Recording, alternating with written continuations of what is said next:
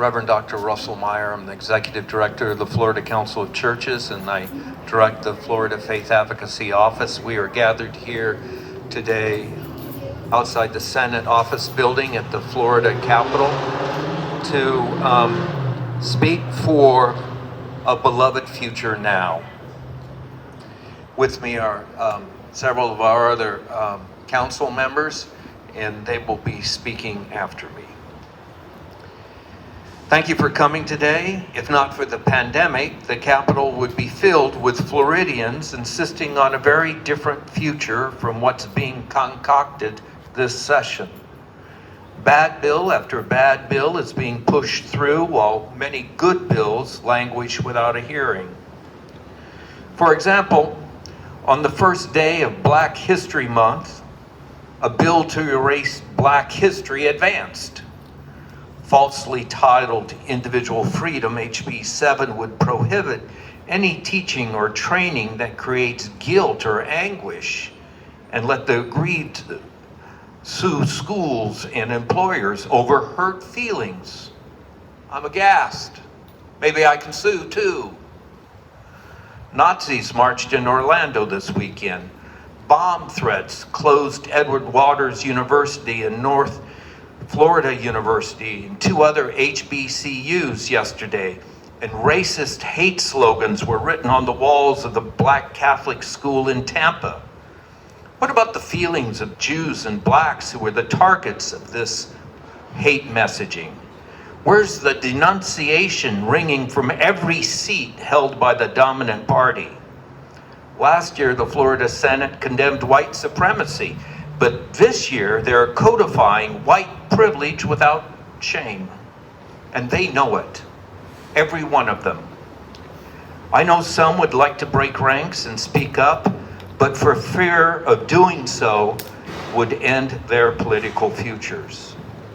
A cold cloud of fear and disingenuity has taken the Capitol by falsehood and distraction, so that the real needs of Floridians go unmet. Florida is now a diverse, multi-ethnic, multicultural state. It has become again what it was as Spanish Florida. Florida now is second only to New York in Black population, with Black migration adding steadily to the generations of Black families long established here. The growth in the Latin and Hispanic population has been the workforce engine in agriculture and construction, yet political powers cast them as a threat. That cloud of fear and falsehood arises because the composition of the legislature doesn't match the composition of the state. The current regime would rather ruin the lives of most of us to feed their addiction to power. The church sees this fear politics most particularly in the attack upon our agencies that provide shelter to distressed, unaccompanied children, which the Office of Refugee Resettlement has accepted into the U.S. By executive order and under pending legislation, our child care and foster parent programs are being unlicensed so that we cannot fulfill our faith convictions to care for these children. As a pastor, I've worked with families where addiction is present. Intervention is necessary. That's why we're gathered here today. These faith leaders standing with me and many more who could not make it today are a sample of a much wider spiritual concern across the state. We know in our own churches that God is calling us to diversify our communities and defend the dignity of every person, whether straight or queer, whether fully a citizen or formerly incarcerated, whatever our heritage, accent, or wealth. God can call anyone to leadership. The only privilege that matters is the privilege to serve our neighbors in need. It's where true freedom lies. Freedom, the addiction to power, and self-indulgent tries to put down. Unless there is a spiritual intervention, Floridians will see their wages cut, taxes increase, rents go up, higher utility bills, less health care, more restrictions, difficulty voting, miseducation, incapacity to solve problems locally, greater community violence, a worsened environment with unsafe drinking water, and incarceration if they protest too much. But outside corporations and old boy businesses will be able to squeeze every extra penny out of our pockets and local public works. No legislator campaigned on the promise to create such a future, but it is the future being concocted right now. We don't elect lawmakers to indulge themselves and their friends in greed and privilege, and then lie to us all about it. People elect legislators to make laws that improve their quality of life. People hope for a beloved future in which their families will thrive and they will live with dignity, peace, and prosperity. So many of our legislators claim to be people of faith. So we ask them to hear the words of Jeremiah spoken at one of the bleakest moments in his day. I know the plans I have for you, says our Maker, plans for your welfare and not for harm, to give you a future with hope. We believe God intends a gracious and generous Florida. The legislature needs to adopt a plan for a beloved future now. Thank you very much, and I'd like to introduce you to the Secretary of the Florida Council of Churches, our representative from the 11th Episcopal District of the African Methodist Episcopal Church, Reverend James Golden, Esquire.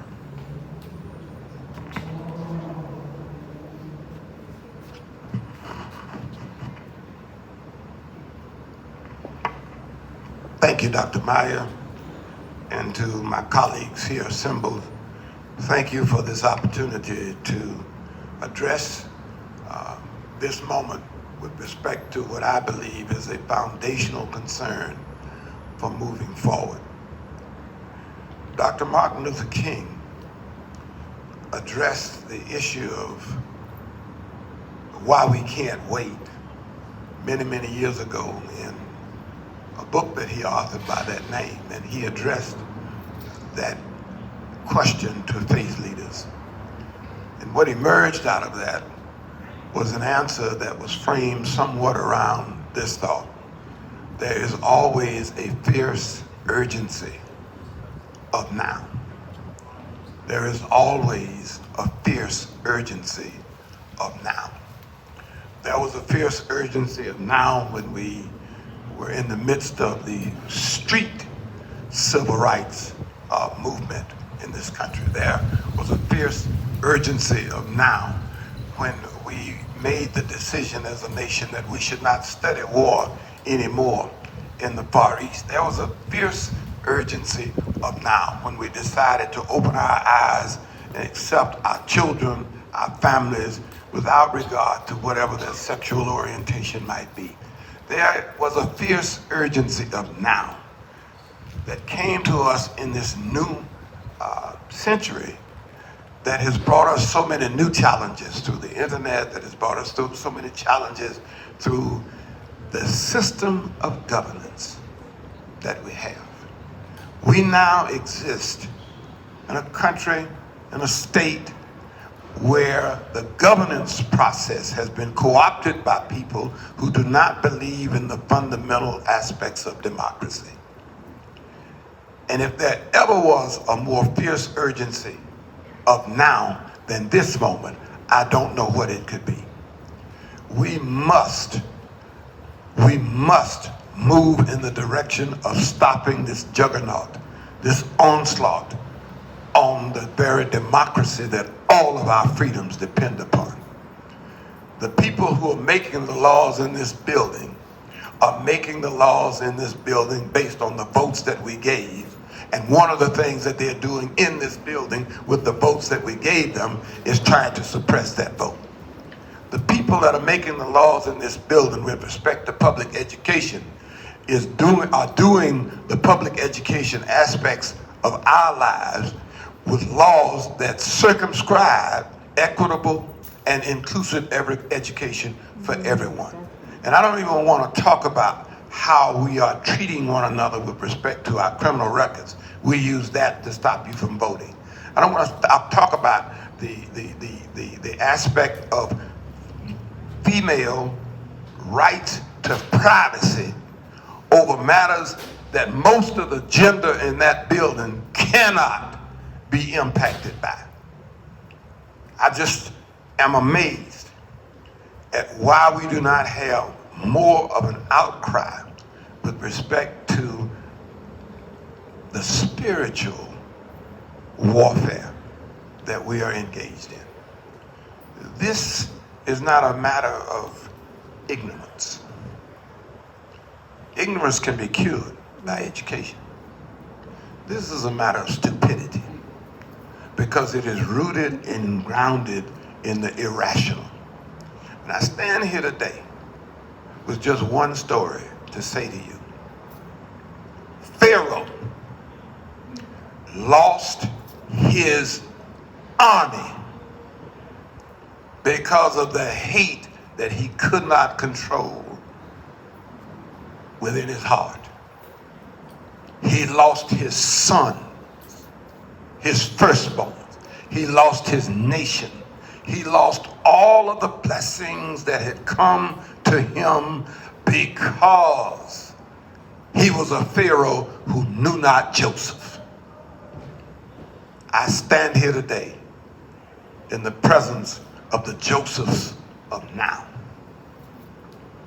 And we will not be dissuaded. We will not stand idly by. We will do all that we can to not only help ourselves, but to help Pharaoh to keep from destroying all of us. I'm just so happy to be a part of this very moment, the fierce urgency of this now. I pray that this word will go forth from this lectern and from the few voices that are gathered here and reverberate like a ripple across a mighty river. And that moral arc of the universe that Martin Luther King talked about, we will be able to see slowly bend toward the righteousness that we all deserve. Thank you for the opportunity to speak, and I now return us to our moderator. Thank you, Reverend Golden. Our next speaker is Reverend Dr. Raymond Johnson, who's the president of the board of the Florida Council of Churches and coordinator of the Florida Cooperative Baptist Church. Dr. Johnson. Thank you, Dr. Meyer.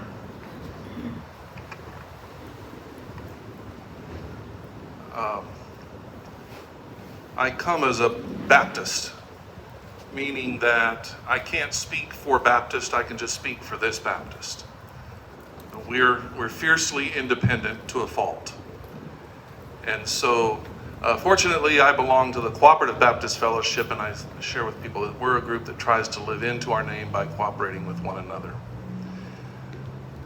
I can't improve upon what Dr. Meyer and Reverend Golden have already said.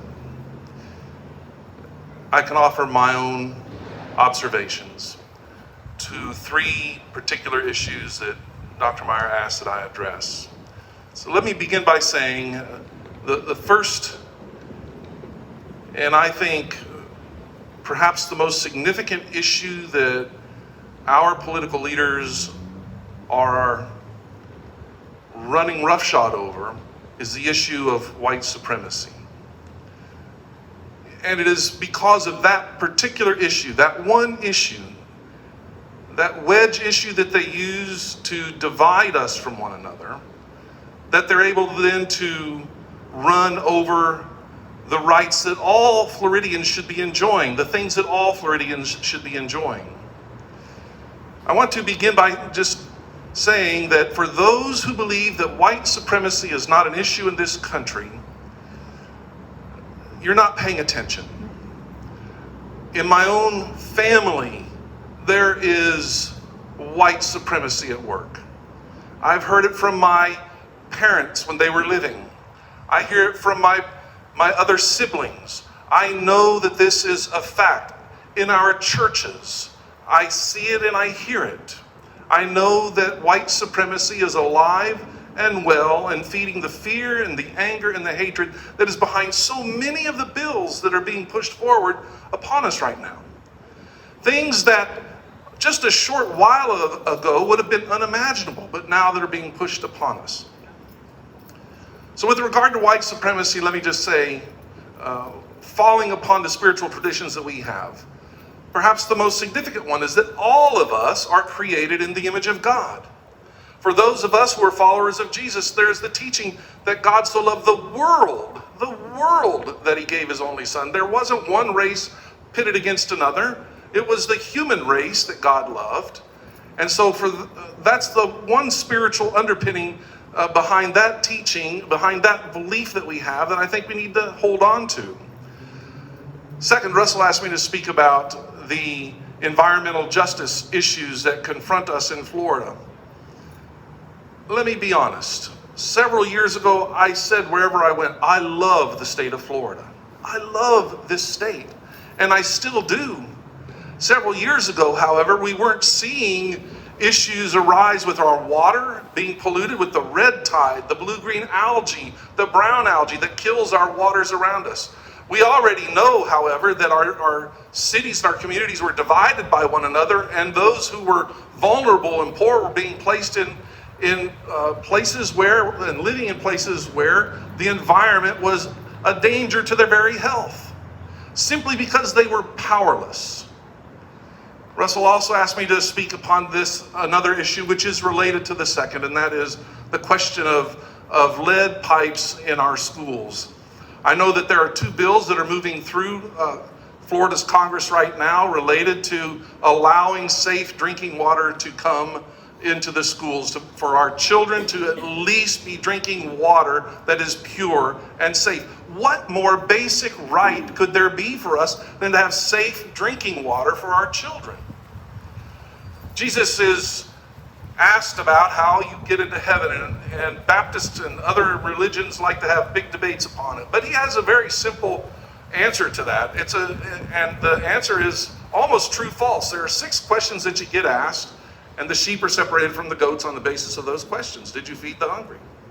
Did you clothe the naked? Did you give water to the thirsty? Did you visit me when I was sick or in prison? Did you welcome the foreigner in your midst? Brothers and sisters, on these 6 questions, our legislature is failing us and failing our state and failing the spiritual foundation upon which my faith is built, and I know the faith of so many others. Thank you, Dr. Johnson. I also want to recognize with us today Faith in Public Life and their State Director, Joy McKinnon, who is supporting this call for a blood future now. We appreciate that help. We have some other representatives of the AME Church here. We're happy to have them with us. And one of my colleagues from the Lutheran Church here in town as well. Again, we are a coalition of many churches, not with us here, but earlier today in Orlando, our Latino Evangelical brothers and sisters held their own press conference with Telemundo to address some of the same questions, particularly questions around welcoming unaccompanied children. So we are a statewide coalition that really believes we have the capacity, we have the calling, we have the fierce urgency of now to meet the needs of the people of the state of Florida, and it's not being done. So for those who will be watching us online, streaming, Facebook, and in the future, we have one request for you, and that is this: light up the phones. I'll tell you right now, there's so many emails coming in, they never even see them all. Just light up the switchboard. Break it with your calls for the fierce urgency of now for a beloved future. Let's do an intervention in the name of every good thing that we have in this world because of the hand of God. Thank you very much. God bless you and have a great day.